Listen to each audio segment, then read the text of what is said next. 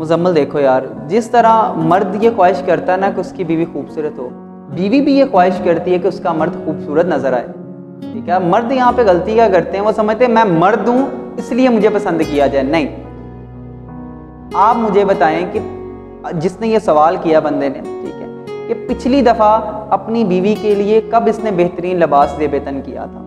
ठीक है, आप सल्लम जो थे वो जब घर लौटते थे तो जाते हुए मसवाक करते थे, अच्छी खुशबू लगाते थे। ठीक है, इन चीज़ों को अडोप्ट करें, शरीके हयात की तरफ देख के मुस्कुराएं, गलतियों को माफ़ कर दें, मजाक किया करें।